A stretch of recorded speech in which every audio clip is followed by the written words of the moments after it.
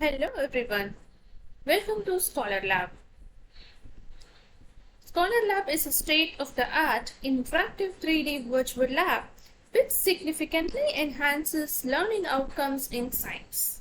Scholar Lab brings science experiments to life and thus enables a rich hands-on experience to simplify the understanding of complex science concepts.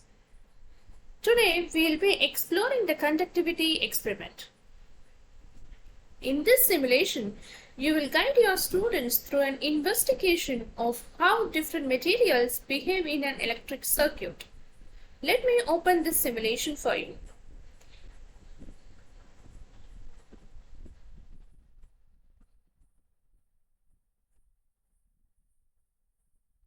Each simulation begins with a game plan that outlines the procedures, observations, and learnings.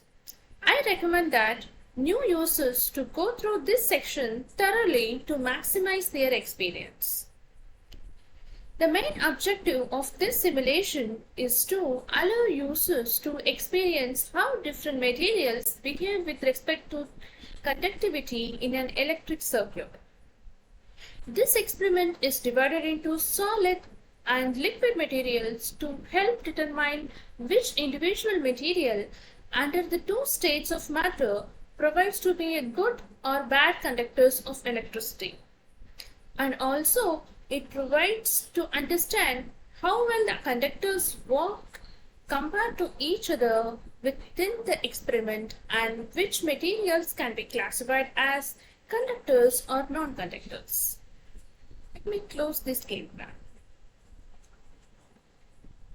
Okay, so we have four different views. By clicking on this button over here in the right hand side bottom corner, which will provide you different angles of views. T for top view, F for front, R for right, and L for left.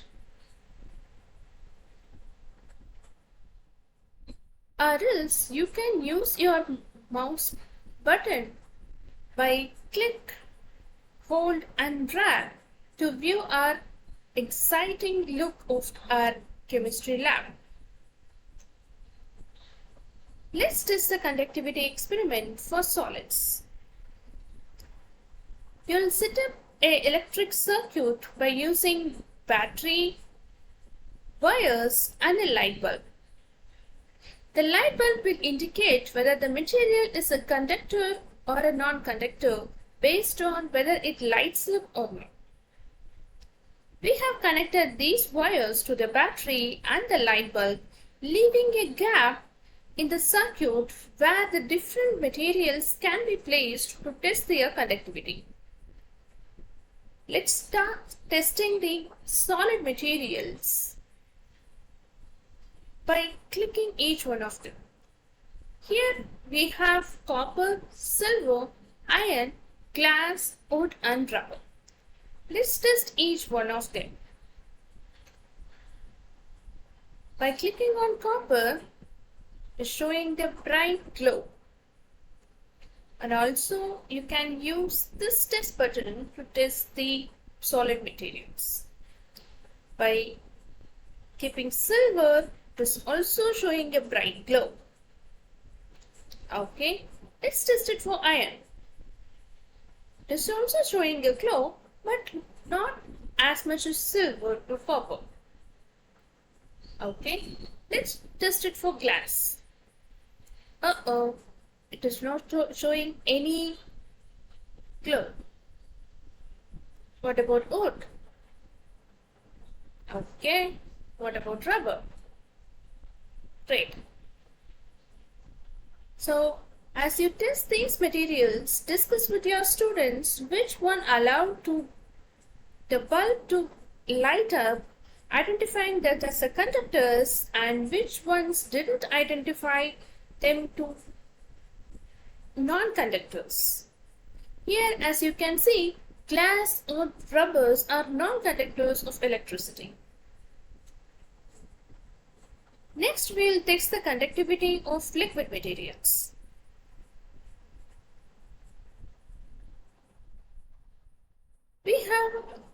different setup for checking the conductivity of liquids. Here we have electrodes, LED, incandescent bulb and magnetic gamuts. Let's start testing vinegar.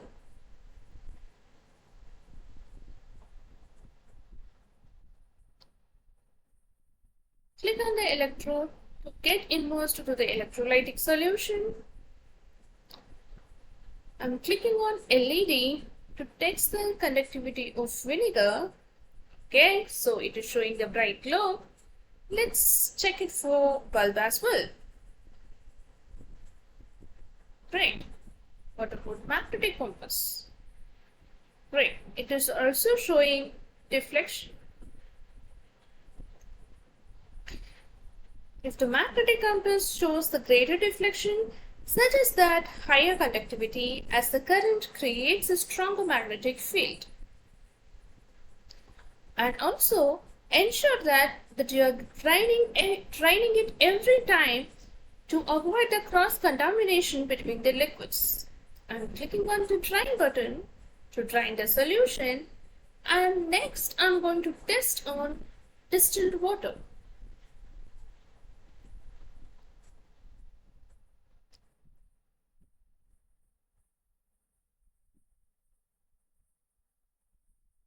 It's not showing any deflection.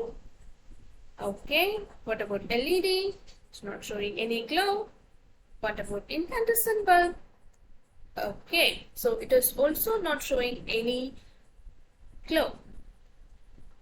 So this must be a non-conductor of electricity. In that case, we have provided NaCl salt to provide the conductivity, to provide the ions to the electrolytic solution. By clicking on NaCl, it will add a scoop of NaCl and get that mixed. Now you can see the bright glow of the light. So what had happened over here? You can ask your kids. So because of NaCl ionization, it is producing some ions in the solution which will give you the conductivity, which will enhance the conductivity of electrolytic solution. Similarly, you can test for other solutions as well. Let us test for honey.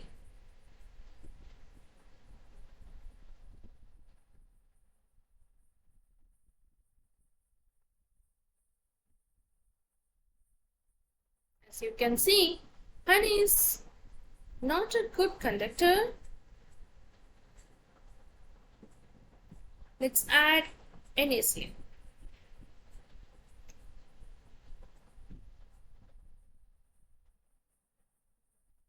For the polar conductors or ground conductors, we'll be providing you NaCl to prove that upon adding NaCl, which is an ionic compound, that will provide you some ions so that the conductivity will get increased.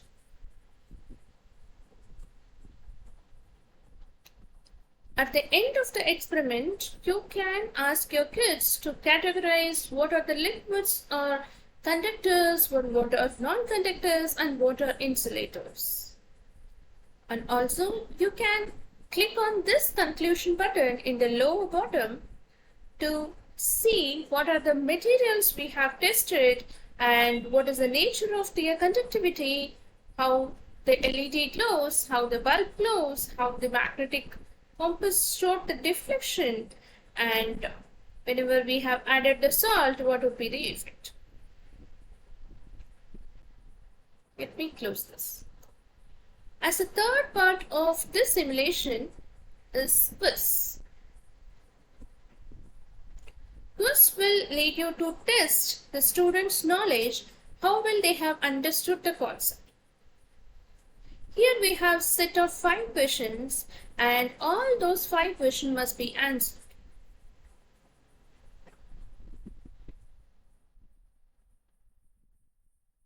Once you have answered all 5 questions, you can click on Submit to check your score.